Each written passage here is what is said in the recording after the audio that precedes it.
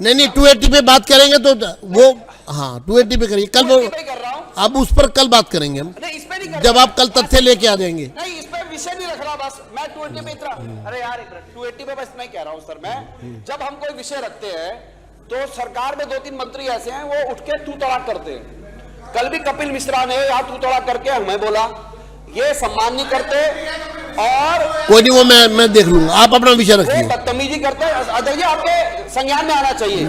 ऐसे एक बार सिरसा जी ने बोला था, हम तो जी करके बोलते हैं, वो बोलते हैं तू चुप हो जा और तू ये कर ले। जब हम तू तड़ाक करेंगे फिर ये कहीं के रहेंगे नहीं। अब वो आपके पुराने मित्र हैं, वो क्या करेंगे? बदतमीजी कर रहा है जी। चलो वो ठीक लेंगे, ठीक है।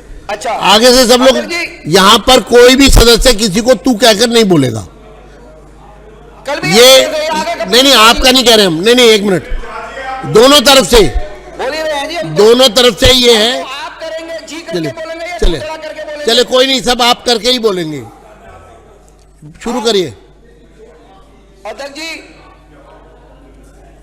280 में मैं किराड़ी विधानसभा की विकट समस्या की ओर आपका ध्यान इंगित करना चाहता हूं कि किराड़ी विधानसभा एक डेंस पॉपुलेटेड एक क्षेत्र है, 8.5 लाख की आबादी है, लगभग 4.25 लाख वोट है किराड़ी विधानसभा में।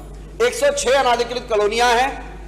हमने देखा कि अनाधिकृत कॉलोनियां इतनी ज्यादा होने के बाद और एक भी लीगलाइज्ड मकान नहीं है, एक भी डीडीए का मकान नहीं है, एक भी वैलिड घर नहीं है। वहां पर या तो स्लम बस्तियां हैं या नथुआ कॉलोनियां या झुग्गियां हैं। और इसमें हमारे को जो सबसे बड़ी जल भराव की समस्या है, वो जल भराव की समस्या का निपटान जो है हम पिछले 12-15 वर्षों से लगातार कर रहे हैं। उसके लिए लगातार एस्टिमेट बनाए जा रहे हैं, लगातार एस्टिमेट पर विचार होता है, वो इंप्लीमेंट नहीं होता है।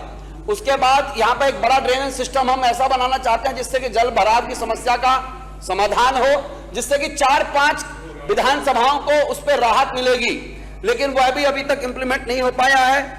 जल भराव के कारण से पिछले 10 सालों में 60 लोगों की करंट से मृत्यु हुई है।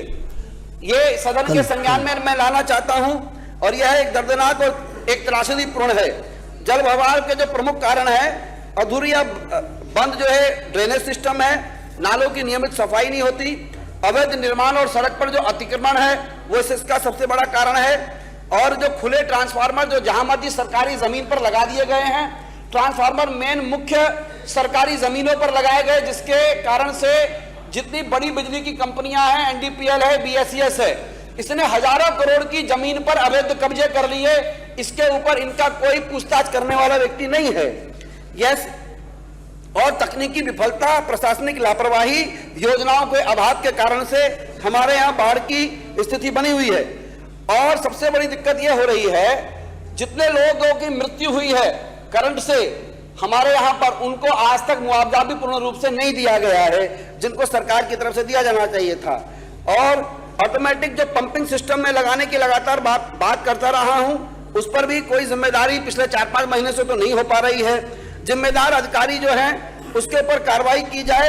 इसको लेकर के मैं सदन के बीच में, सदन के मध्य में आग्रह करना चाहता हूं, जितनी सिविक एजेंसीज हैं उनके समन्वय की सुनिश्चित बैठकें तय की जाएं। आखिर 8.5 लाख की आबादी बाढ़ के कारण से वहां पर भय में जीती है, और जब बरसात आती है वहां पर और ज्यादा स्थिति विकट हो जाती है। इसके संबंधित 2-3 बड़ी परियोजनाएं हैं जिसमें बड़े ड्रेनेज सिस्टम बनने हैं। अब उसमें स्थिति ये हो रही है, मैं अध्यक्ष जी आपसे ये कहना चाहता हूं, आप अभिभावक के रूप में हैं, सदन के अध्यक्ष के रूप में हैं, आपकी दृष्टि में सभी विधानसभाएं बराबर हैं। कृपया मैं सदन का ध्यान आपके माध्यम से सरकार की तरफ से बताना चाहता हूं, हम इस विधानसभा के चुन करके आए हुए लोग हैं। हमारे यहाँ जो विकट समस्या है, गरीब गुरबा लोग रहते हैं, दलित लोग रहते हैं, वंचित लोग रहते हैं, पूर्वांचल के लोग रहते हैं, आखिर उनको भी राइट टू इक्वलिटी एक्ट के तहत जीने का अधिकार है।